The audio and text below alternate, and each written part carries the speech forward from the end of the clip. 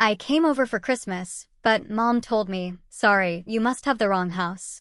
Shocked, I walked away. Minutes later, my brother called, don't be mad, but you know we couldn't let you in. I said, understood. He forgot to end the call, then I overheard. He still thinks paying rent means he's automatically invited. I canceled rent, froze their cards. By morning, 61 missed calls. No rent. No home. What if the person who gave you life, who should offer unconditional love, looked you in the eye on Christmas Eve and said, sorry, I think you have the wrong house, then slammed the door? That's how my family redefined betrayal for me. It's a wound that still aches, a moment that carved a before and after into my very soul.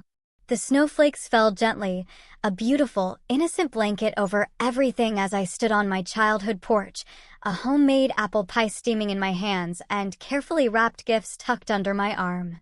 I'd just driven across 3 states, my heart overflowing with the warmth of a Christmas reunion, only for that warmth to be instantly frozen. Growing up in our modest 2-story home in a quiet Ohio town, life wasn't always a picture of perfection, but we had our moments. Moments that felt real, unbreakable. My parents split when I was 15, shattered that illusion, leaving my mom, Sarah, to raise me and my younger brother, Kevin, alone. Our dad eventually moved to Florida, and his birthday cards, once stuffed with a crisp $20 bill, slowly dwindled to a quick Facebook message.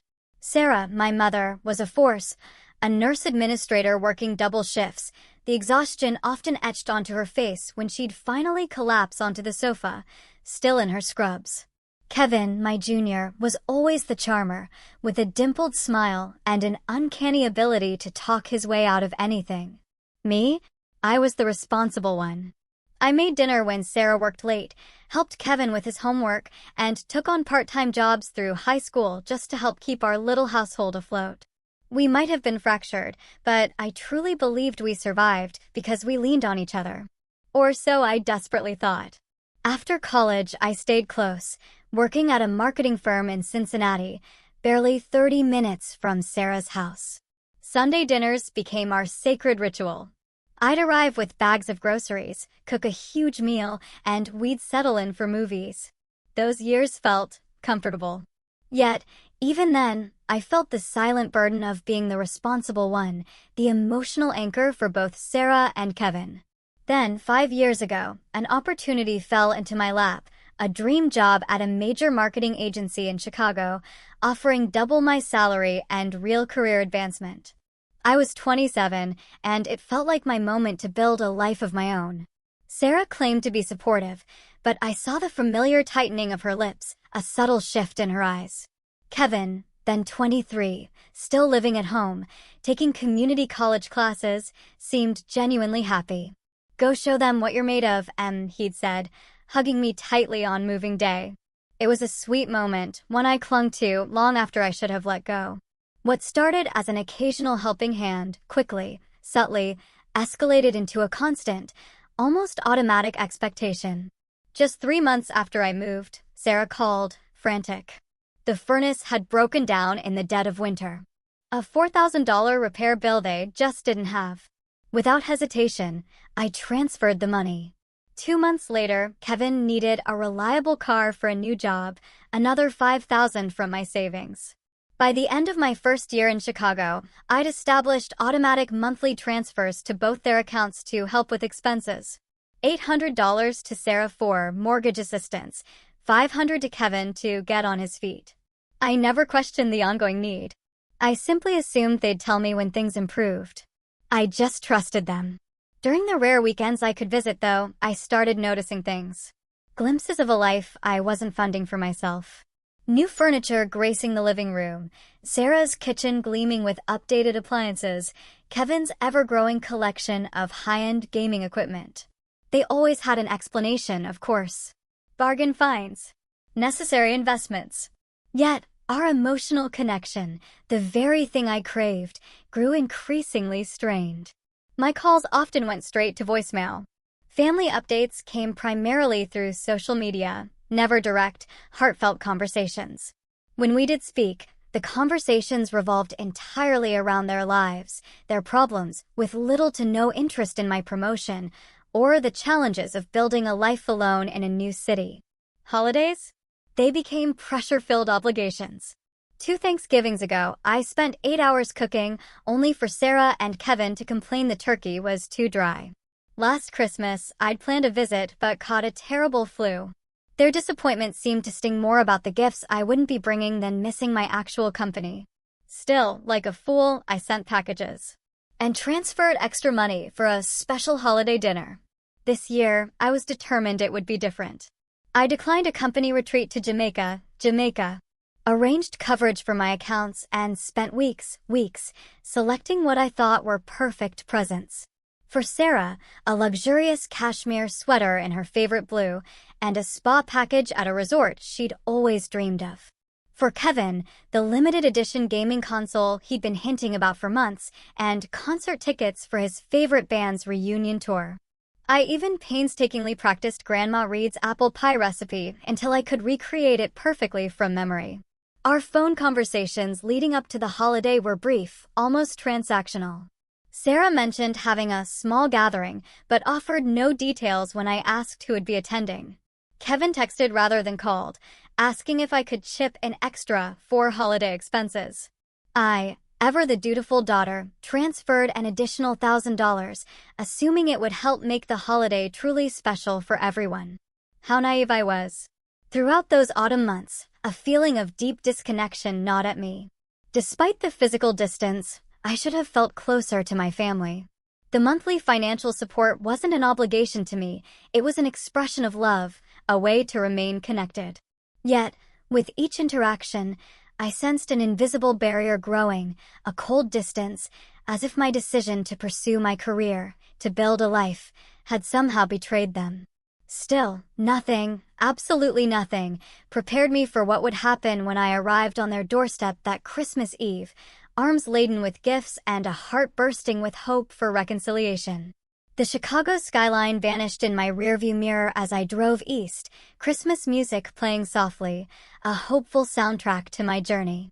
My apartment had looked particularly empty that morning, the little Christmas tree I'd decorated standing alone. The real presents, the ones meant for my family, were carefully packed in my trunk, wrapped in silver and blue, each tag handwritten with love. My boss, Lisa, had raised an eyebrow when I requested the full week off. The Thornton account presentation is on the 28th, she'd reminded me. Are you sure you can't do Christmas Day with family and be back for prep? I haven't had a real Christmas with them in years, I'd explained. I need this time. What I didn't tell her was how desperately I longed to rebuild the closeness we'd lost, to feel that sense of belonging again.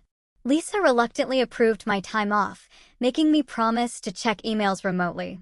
The normally 8-hour drive stretched to nearly 12 as snowstorms across Indiana forced traffic to a crawl. Around noon, I called Sarah to update her on my delayed arrival.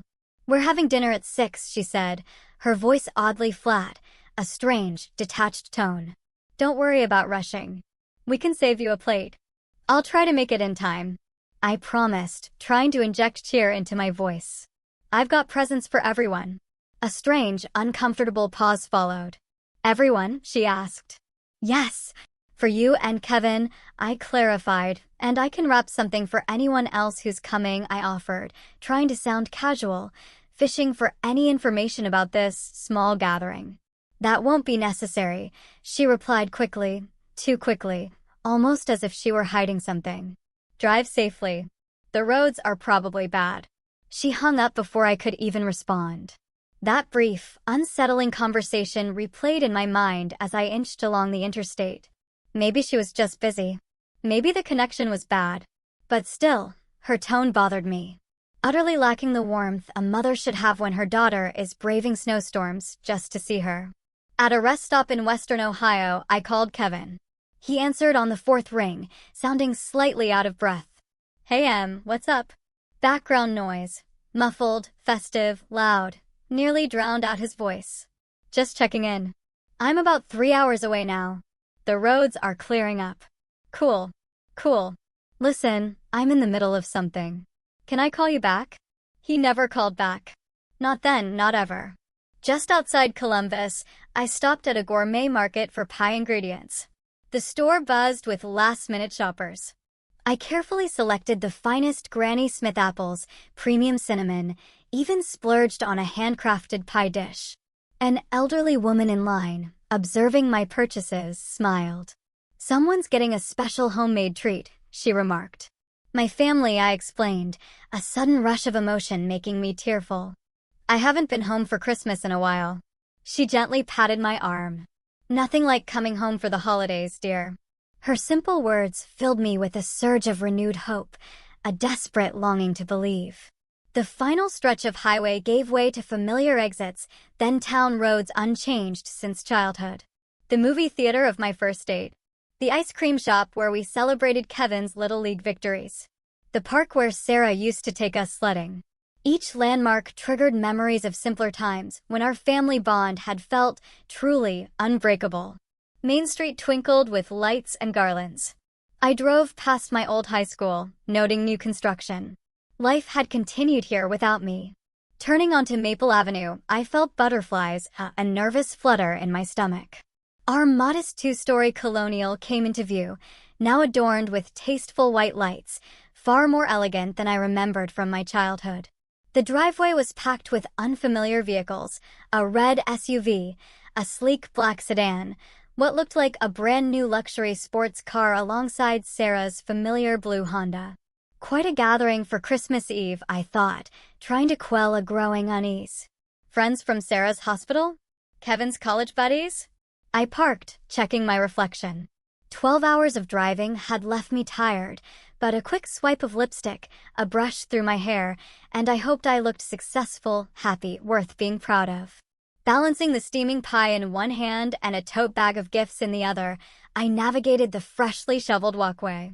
Christmas music and bursts of laughter spilled from inside, along with the mouth-watering aroma of roasting turkey. Through the front window, I glimpsed the Christmas tree, much larger and more elaborately decorated than any year I could recall. The sight of stockings hanging from the mantel made me wonder if one bore my name. Snow crunched beneath my boots as I climbed the porch steps. A deep breath. A shaky resolve. I shifted the packages and pressed the doorbell. The music inside dipped. Footsteps approached. I plastered on my brightest, most hopeful smile as the door swung open. Sarah stood there, a glass of red wine in hand. Her hair was freshly colored, expertly styled, her makeup flawless. She wore an elegant black dress I'd never seen, a sparkling necklace catching the light. For a split second, a flicker of joy, or was it surprise, crossed her face. Then, it was replaced by something entirely unexpected, alarm. Her eyes widened as she took in my snow-covered boots, the steaming pie, the bag of gifts. Behind her, I caught glimpses of people. The dining room table was set with fine china, crystal glasses. This wasn't a small gathering. This was a full-scale, exclusive holiday dinner party. Sarah's fingers tightened around her wine glass. She subtly shifted, positioning herself to block my view of the interior. The warm, familiar greeting I'd anticipated never came. Instead, she uttered the words that would shatter my world. "Sorry, I think you have the wrong house," Sarah said, her voice carrying just enough volume for anyone nearby to hear, but laced with a strange, chilling formality. I blinked, certain I'd misheard. "Sarah, it's me, Emily." Her expression remained fixed, eyes darting nervously over her shoulder before returning to mine. "I'm afraid you must be confused," she continued with this bizarre charade. "There's no Emily here." The pie felt suddenly, impossibly heavy in my hands.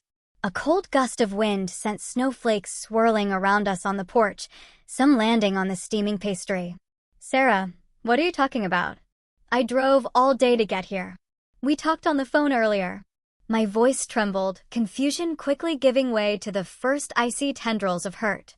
She leaned forward slightly, lowering her voice, a desperate whisper. "This isn't a good time, Emily. You should have called to confirm." "I did call. You knew I was coming." The pitch of my voice rose with incredulity, on the verge of cracking. Behind her, a man's voice called out, "Sarah, who's at the door?" "We're ready for the toast." Sarah glanced back into the house, a flash of annoyance. Then she faced me again, her expression hardening. Like I said, you have the wrong house. Merry Christmas. She began to close the door. Wait, I cried, wedging my boot in the narrowing gap. At least let me give you these gifts. I drove across 3 states. The door paused. For a fleeting moment, I thought she might relent, might invite me in from the biting cold, to join whatever lavish celebration was happening inside my childhood home. Instead, she whispered, "Not now, Emily. Please just go." Sarah. A different voice, a familiar voice, approached from inside. Suddenly, Kevin appeared behind our mother. He wore a crisp button-down shirt and tie, looking more polished than I'd ever seen him. His eyes met mine, widening in recognition, and then, unmistakably, panic. "It's nothing," Sarah told him, still maintaining her bizarre pretense. "Just someone who got the wrong address." Kevin stared at me, conflict evident in his gaze. For a moment, just a fraction of a second, I thought he might contradict her, might actually welcome his sister, the sister who had faithfully sent him $500 every single month for years. Instead, he placed a hand on Sarah's shoulder. "Everything okay out here?" he asked, pointedly avoiding addressing me directly, his eyes still flickering between me and the opulent scene within. "Fine," Sarah replied, her voice clipped. I was just explaining the situation. From the dining room, sounds of laughter and clinking glasses. A woman's voice called out, "Kevin, your girlfriend is telling that hilarious story about your trip to Aspen." Girlfriend? Aspen? With what money had my chronically unemployed brother taken a ski vacation? "I'll be right there," Kevin called back, still not acknowledging me. To Sarah, he murmured, "We should get back to our guests." Our guests? Not including me. Sarah nodded, all pretense of not recognizing me apparently abandoned now that Kevin had joined her. "You need to leave, Emily. This is embarrassing for everyone." Embarrassing? I repeated the word. It hit me like a physical blow. "I'm family. How is that embarrassing?" "We have important people here tonight," she hissed, her voice low and furious. Kevin's girlfriend's parents. My new friends from the country club. Country club? On a nurse administrator's salary? "We can talk tomorrow," she continued, her voice gaining an icy resolve. "This isn't the right time for your unexpected visit." My arms began to tremble under the combined weight of the pie and gifts, and the crushing weight of their words. So, when exactly would be the right time to see my own family at Christmas? Kevin shifted uncomfortably, but remained utterly silent. From inside, a chorus of voices began counting down for something. 10, 9, 8. "Just go, Emily, please." Sarah's voice held no warmth, no apology, only irritation at the monumental inconvenience I had become. 7, 6, 5. The voices continued, echoing mockingly. Kevin finally spoke directly to me, his voice barely audible, almost a plea. "You should have called first, sis." 4, 3. Sarah saw the opportunity in my stunned silence to push my foot away from the threshold. "Merry Christmas," she said mechanically, a robotic, empty phrase, then closed the door firmly in my face. 2, 1. From inside came cheers and applause, the celebration continuing without interruption, as if the daughter of the house hadn't just been turned away like a stranger. My own sister. My own mother. I stood motionless on the porch, snowflakes accumulating on my hair and shoulders, each flake a tiny pinprick of cold reality. The pie's warmth seeped through my gloves, a cruel, cruel reminder of the cozy family scene I'd imagined. Behind that firmly shut door, the music swelled again.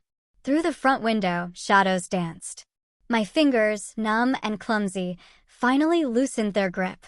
The pie slid from my hands, landing with a dull thud in the pristine snow at my feet. The handcrafted dish, the one I thought Sarah might like, cracked. Steam rose from the ruined dessert, a ghost of the warmth I'd brought. The bag of gifts followed, tumbling onto the porch. One package burst open, revealing the corner of the luxurious blue cashmere sweater I'd selected so carefully for my mother. Tears, hot and blurring, welled in my eyes as I stumbled back down the steps. The sparkling Christmas lights that had seemed so welcoming minutes earlier now felt like a cruel, mocking decoration on a deceitful facade. This house, once my home, my sanctuary, belonged to strangers now. Strangers wearing my mother's and brother's faces. I got into my car, numb fingers gripping the steering wheel, utterly, completely unable to process what had just happened. Through the windshield, I watched the holiday scene continue inside, silhouettes moving past windows, occasional bursts of laughter escaping when someone opened the front door to admit late arrivals or welcome departing guests with hugs. No one retrieved the fallen packages from the porch. Perhaps they assumed the wind had blown over a decoration. The first sob caught me by surprise, bursting from my chest with such force that I doubled over the steering wheel.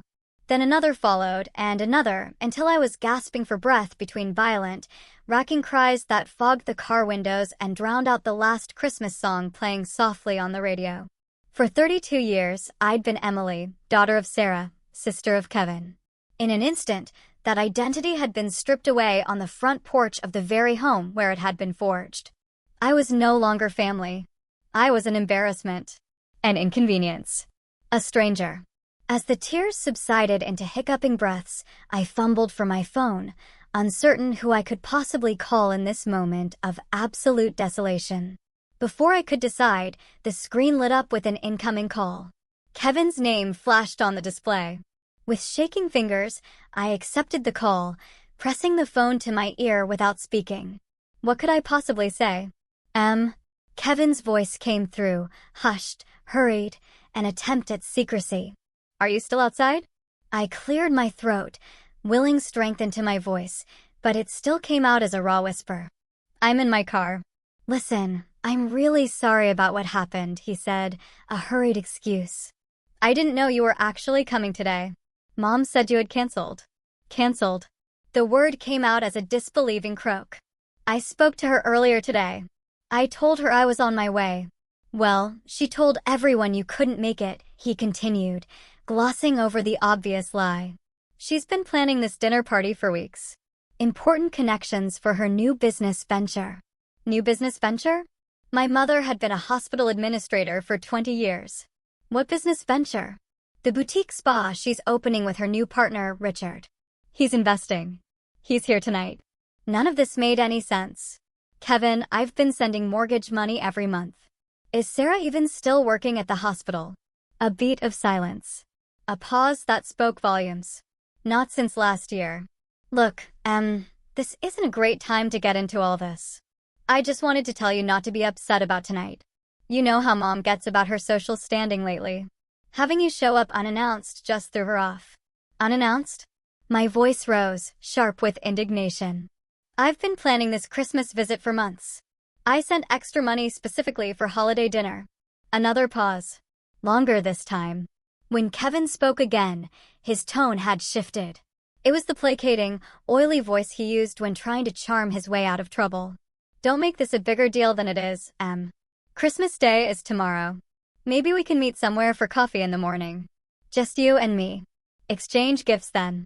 The casual dismissal in his voice, the sheer audacity of reducing my entire journey, my pain, to a coffee plan, broke something inside me. All those years of unwavering support, of caring, of prioritizing their needs above my own, reduced to a consolation coffee if it could be conveniently fit into his schedule. Fine, I said, my voice flat, devoid of emotion. I understand. Great. You're the best, sis. Always understanding. Relief flooded his voice. Disgust flooded mine. I should get back in there before they notice I'm gone too long. Text me what hotel you're staying at, and I'll call you tomorrow about meeting up. I understand, I repeated, unable to formulate any other response through the numbness spreading through me. Perfect. Love you. Merry Christmas. Merry Christmas, Kevin, I whispered, the words tasting like ash. I expected the call to disconnect, but it didn't. Instead, there was rustling, muffled sounds. Kevin, in his hurried carelessness, had failed to properly end the call. His voice returned, no longer speaking to me, but to someone in the house. His tone was completely transformed. Gone was the placating, soft-spoken brother. In its place, a cruel, mocking sneer. Crisis averted, he said, followed by what sounded like triumphant laughter. She's going to some hotel. Totally bought the coffee plan. A female voice, too distant to make out the words, responded. I know, right? Kevin continued, his voice dripping with disdain. She still thinks helping with rent means she's automatically included in everything we do. Like, we're obligated to have her around just because she sends money. My entire body went cold. A deep, bone-chilling cold that had nothing to do with the snow outside. Each syllable sliced through years of familial trust, revealing an ugly, festering truth beneath. It's not like she can't afford it. A different voice chimed in. Sarah's voice. Have you seen her apartment in those Facebook photos? All that travel. She's doing fine without us. Exactly. Kevin agreed, his voice swelling with self-righteousness. Meanwhile, we're using her money for the things that actually matter to us. She's so desperate to be needed that she never even questions why we always need more. More laughter followed, a chorus of mockery. Remember when she missed last Christmas because of that flu? Sarah's voice, now clearer, asked. And she sent those ridiculous packages express delivery. The look on Kevin's face when I told him they were from my daughter, who thinks sending presents makes up for never visiting. Speaking of presents, Kevin added, a cruel chuckle. You should see what she brought today. Standing there with a literal homemade pie like we're in some Hallmark movie. So pathetic. More laughter, growing fainter as he apparently walked away from wherever he'd stashed his phone. She's always been like that, Sarah's voice continued, barely audible now. Always wanting more emotional connection than normal people. Always asking how we're feeling, if we're okay. Wanting to talk for hours about nothing. Who has time for that? At least her money doesn't talk. Someone joked, followed by the clinking of glasses and more laughter before the voices became too distant to distinguish. I sat paralyzed, phone still pressed to my ear, a direct line to my own undoing. The conversation continued without me, about me, revealing truths never meant for me to hear. The people I'd loved most in the world, the family I'd supported faithfully for years, saw me as nothing more than a convenient source of income. Worse, infinitely worse, they mocked the very things about me that I'd thought made me a good daughter and sister. My generosity. My desire for genuine connection. My heartfelt care for their well-being. Each revelation, another dagger plunged into my heart. The money for Christmas dinner went to Richard's daughter's wedding gift. Told her I needed a reliable car, bought the Audi instead. Country club membership was the best investment we could make for networking. Never questions any of it. Finally, a beep signaled the call had ended, either from Kevin retrieving his phone or the battery dying.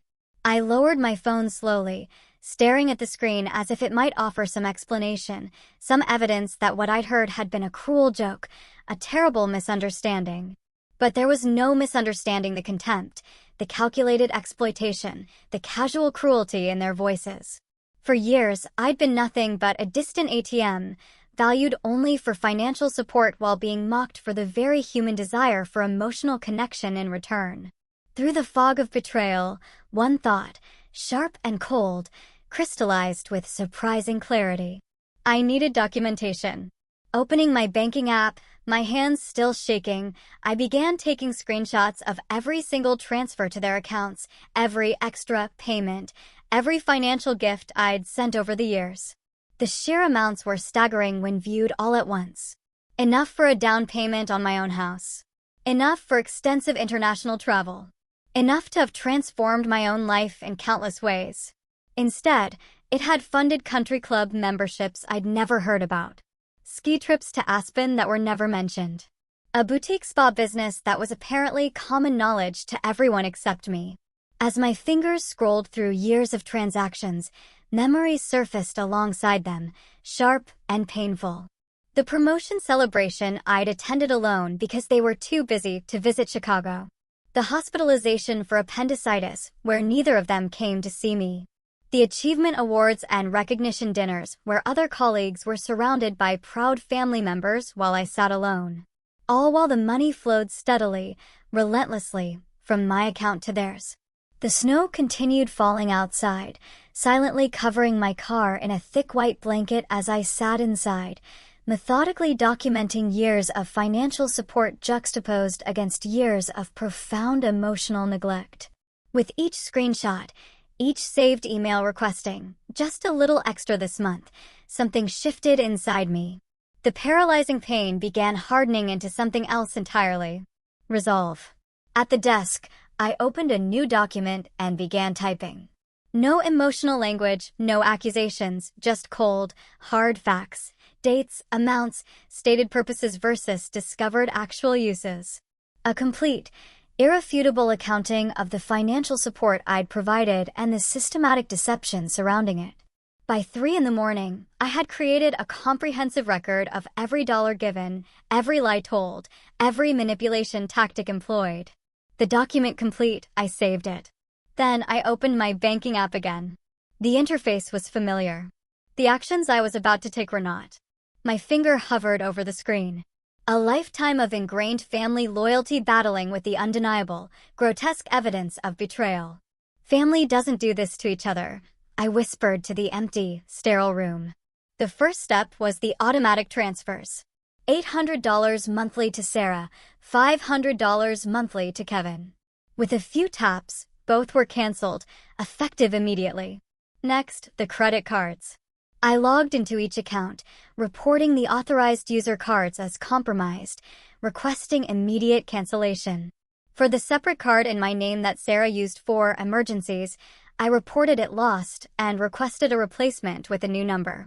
Finally, the mortgage assistance. This would require a phone call in the morning, but I immediately made a calendar appointment to contact the bank first thing. Each action brought a strange, bittersweet mixture of pain and liberation. These financial ties had been my primary connection to my family for years. The tangible expression of love and support I could provide from a distance. Cutting them felt like severing limbs, a painful amputation. Yet, with each transaction canceled, each exploitative access point closed, my breathing grew steadier, my thinking clearer. By dawn, I had systematically dismantled the financial infrastructure that had defined my family relationships for the past 5 years. My bank accounts were now solely mine. My credit was protected. My future earnings would serve my own needs and my own goals, not theirs. The room's cheap drapes did little to block the Christmas morning sunrise. Golden light spilled across the table where my laptop displayed the completed documentation of financial abuse and my methodical response. Outside, distant church bells chimed, calling the faithful to Christmas services. I should have felt utterly devastated. In many ways, I was. But rising alongside the profound grief was something unexpected. A powerful, unshakable sense of having reclaimed control over my own life. For years, I'd poured resources into a bottomless pit of need that was never really need at all. Just greed, cleverly disguised as family obligation. Picking up my phone, I composed a single email addressed to both my mother and brother. Subject: Termination of financial support. It read, effective immediately, I have canceled all automatic transfers, removed authorized users from my credit accounts, and will no longer be providing financial assistance of any kind. Documentation of past support totaling $83,459.77 over 5 years has been saved for potential legal purposes. Do not contact me regarding financial matters again. Emily. Short. Direct. Unemotional. My finger hovered over the send button as doubt crept in. Was I overreacting? Was I throwing away my only family over money? Then Kevin's mocking voice echoed in my memory. She still thinks helping with rent means she's automatically included. And Sarah's dismissive tone, always wanting more emotional connection than normal people. This wasn't about money. This was about respect, honesty, and genuine care. All things my financial support had apparently bought me none of. I pressed send. Then I packed my overnight bag, checked out of the motel, and pointed my car back toward Chicago, leaving behind the icy, shattered pieces of what I'd always thought was family love. The interstate stretched before me, surprisingly empty on Christmas morning. Most people were home with their families, opening presents, preparing festive meals, creating memories. I gripped the steering wheel, knuckles white, with a fierce determination. Each mile putting physical, emotional distance between me and the shattered illusion of my family bonds. At the first rest stop across the Indiana border, I pulled over. It was Christmas morning, but these were calls that couldn't wait. The bank's customer service operated with a skeleton crew for the holiday, but after explaining my situation as a possible fraud case, I was transferred to their security department. So, you've been sending regular payments labeled as mortgage assistance to this other party, the representative clarified, her voice calm and professional. Yes, for 3 years, I replied, my voice steady, but I now have reason to believe there may never have been a mortgage issue at all. I understand, she said. We're placing an immediate stop on any pending transactions to these accounts. Our fraud department will contact you after the holiday to discuss possible recourse options for misrepresented transactions. One by one, I methodically closed every financial pipeline that had flowed from me to them. Credit card companies, payment apps, the investment account I'd established for Kevin's future business plans. Each representative expressed holiday sympathies while processing my requests without question. Financial self-protection, it seemed, was something they understood all too well. The final call was to my landlord in Chicago, Mr. Kaplan. For the past 2 years, I'd been subletting the garden apartment in my building to Kevin at a significant discount. He'd claimed to be between places temporarily while building his savings. Given what I now knew about ski trips to Aspen and luxury cars, this too had likely been a convenient fiction. I'll need to terminate the sublease agreement with my brother, I explained to Mr. Kaplan, my voice firm. I've just learned he's been misrepresenting his financial situation. That's unfortunate, the elderly landlord replied, his voice soft. Especially on Christmas. Family troubles are the worst kind. Yes, I agreed simply, unable to elaborate further without emotion threatening to break through. Back on the highway, my phone began its relentless assault. First came the text messages, starting with confusion, quickly escalating to disbelief and then pure, unadulterated anger. Kevin, what's going on? My card was just declined at the gas station. Kevin, are you serious right now? On Christmas. Kevin, answer me. What did you do? Sarah's messages followed almost immediately, a furious cascade. Sarah, Emily, I tried to make a purchase and my card was declined. Fix this immediately. Sarah, this is completely unacceptable behavior after everything we've done for you. Sarah, if this is about last night, you're being childish and vindictive. I placed my phone in the passenger seat, screen down, and focused on the road ahead. Their messages deserved no response. The email I'd sent explained everything they needed to know. By the time I stopped for lunch at a roadside diner, the only establishment open along the highway, my voicemail was full. Notifications of missed calls scrolled endlessly. Kevin, Sarah, unknown numbers that were likely them calling from others' phones when I didn't answer their initial attempts. The diner's Christmas decorations seemed almost obscene in their forced cheerfulness, twinkling lights, plastic poinsettias, a small artificial tree with blinking colored bulbs. The handful of other patrons looked as out of place as I felt, stranded travelers and solitary figures, united only by our absence from traditional family gatherings. Merry Christmas, honey, the waitress said, setting down a turkey sandwich special with a small side of cranberry sauce. On the road to see family? Coming back. Actually, I replied softly, the visit ended early. She nodded with the quiet wisdom of someone who had seen many holiday disappointments. Sometimes that's for the best. I checked my phone while picking at the sandwich. 23 missed calls, 38 text messages, 7 voicemails, and now emails began to arrive. The first was from Kevin. Subject line, you need to fix this right now. The message contained no greeting, just a series of frantic demands. Whatever game you're playing needs to stop. I have bills due Monday. The party last night cost more than expected, and I'm already overdrawn. Mom is hysterical. Her business partner is waiting for her portion of the investment, and now she can't access the money. You had no right to cut us off without warning. You're punishing us because you felt left out of one dinner. Grow up and turn the cards back on immediately.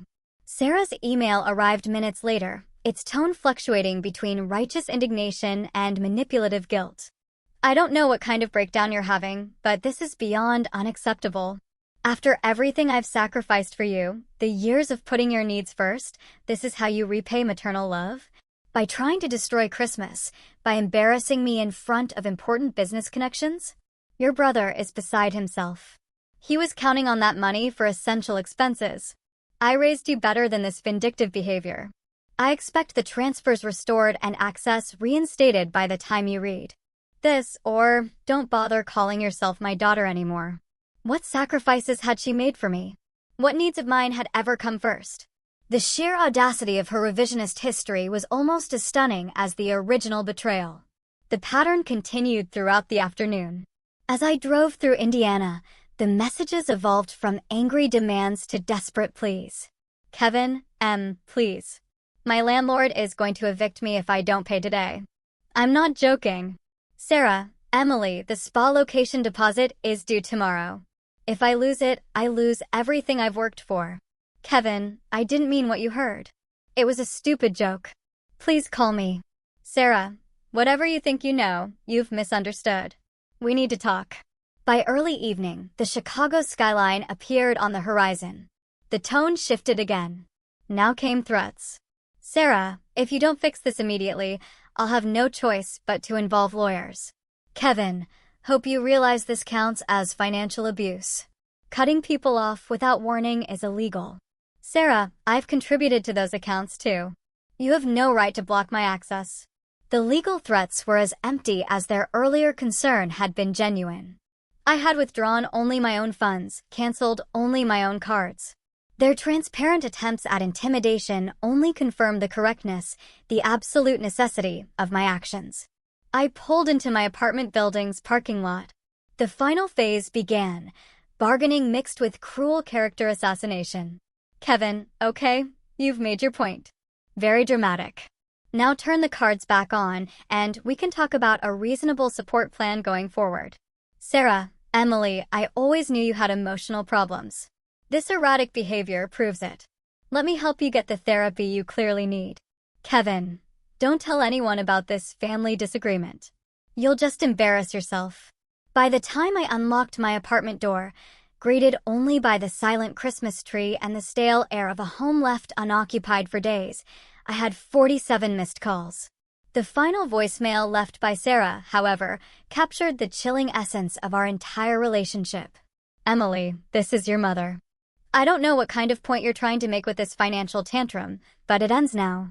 We have always been there for you, always supported your choices, even when you abandoned your family to move to Chicago. All we've ever asked in return is minimal financial help during difficult times.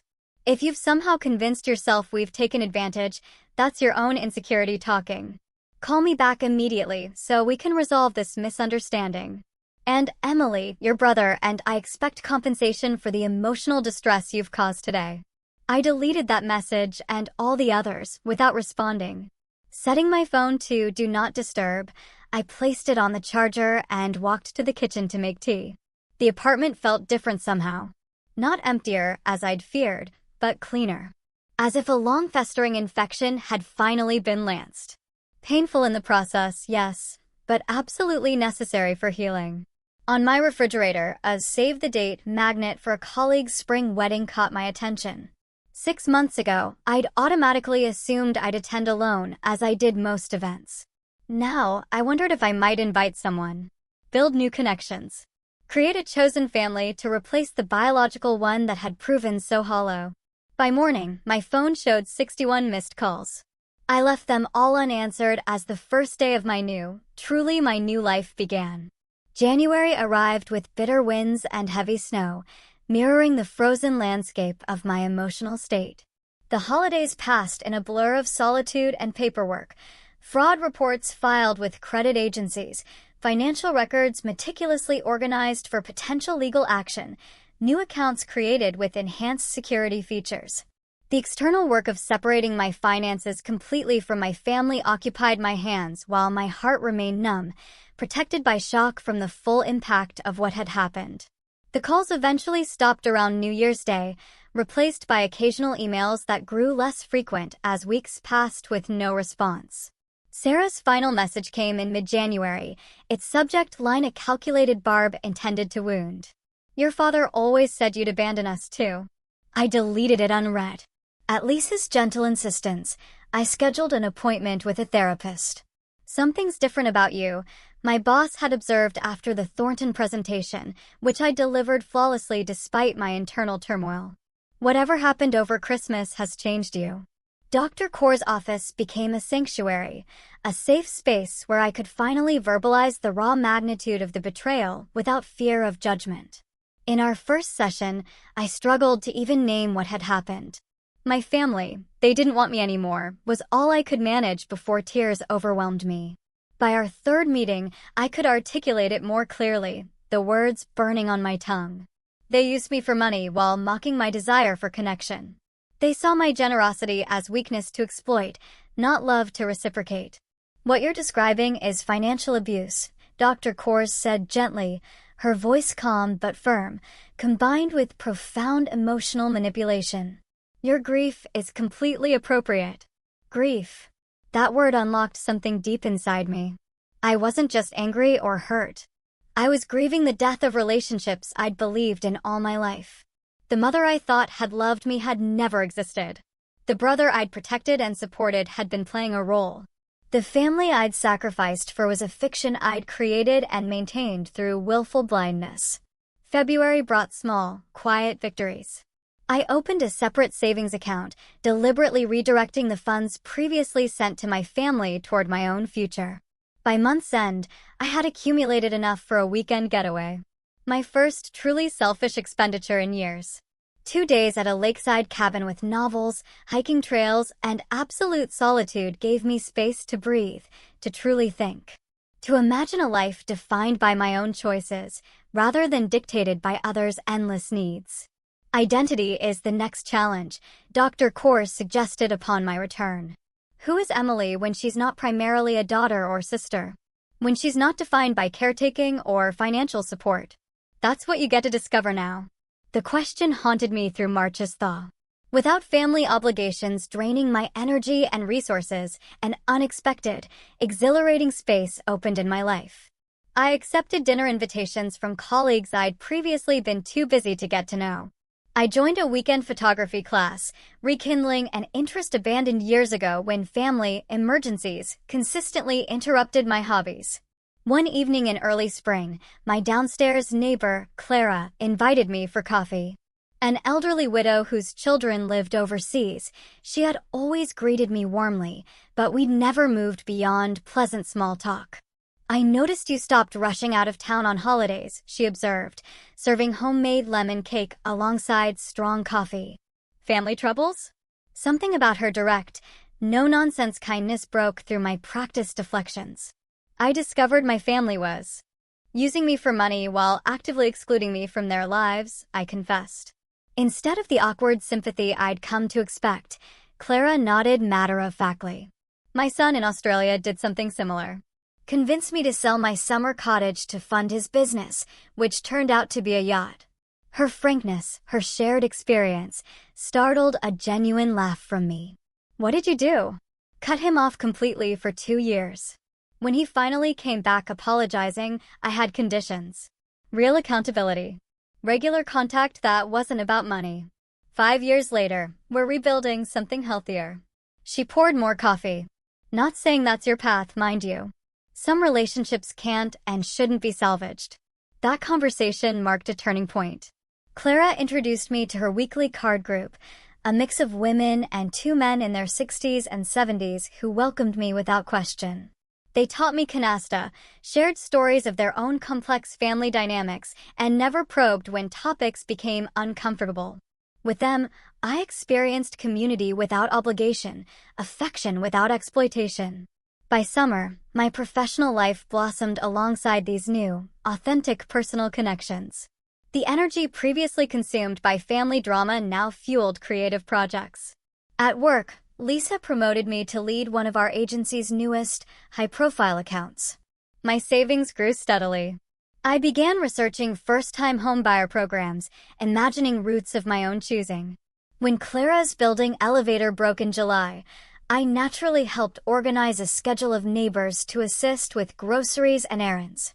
My contribution evolved into Sunday dinners in her apartment.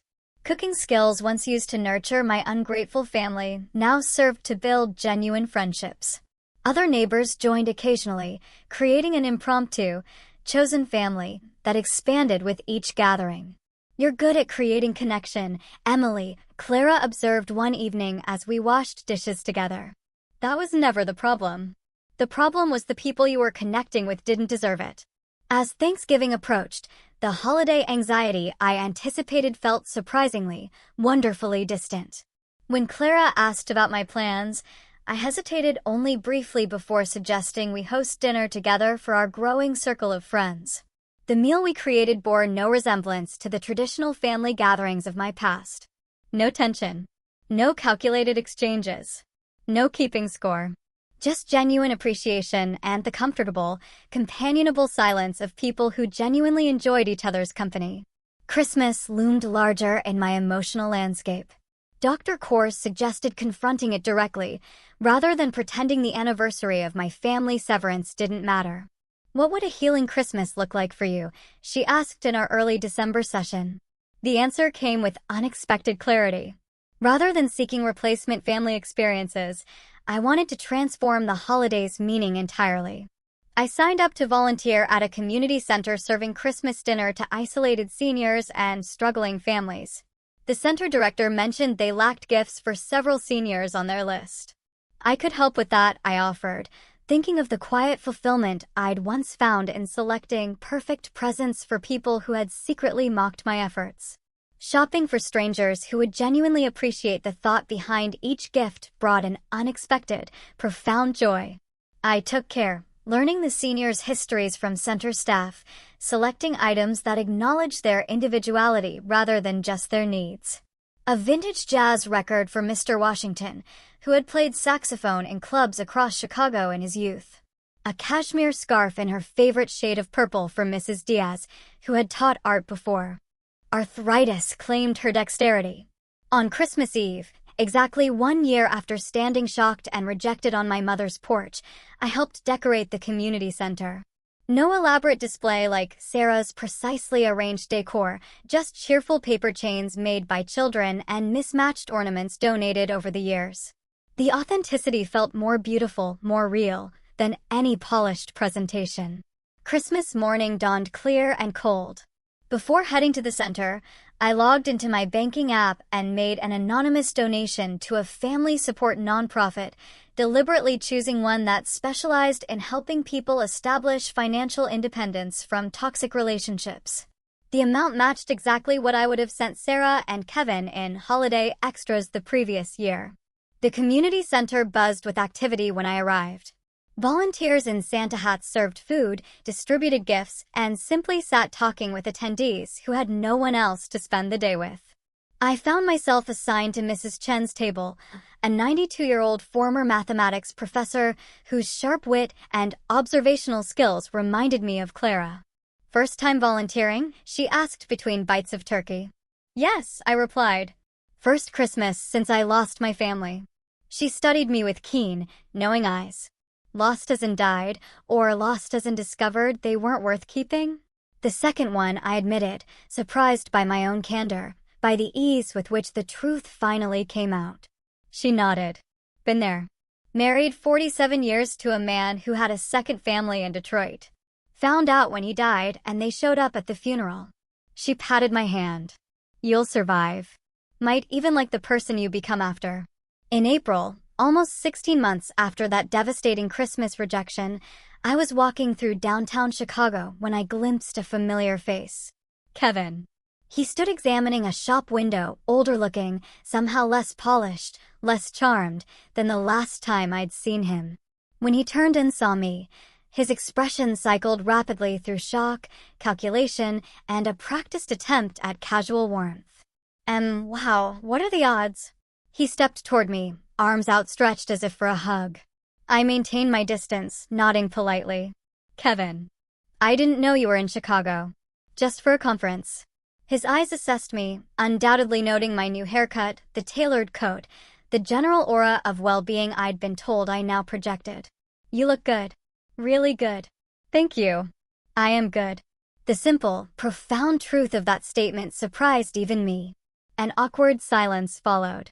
He shuffled his feet, clearly uncomfortable with my lack of questions about his life or Sarah. Listen, he finally began, about what happened. It's in the past, I interrupted calmly, firmly. I've moved forward.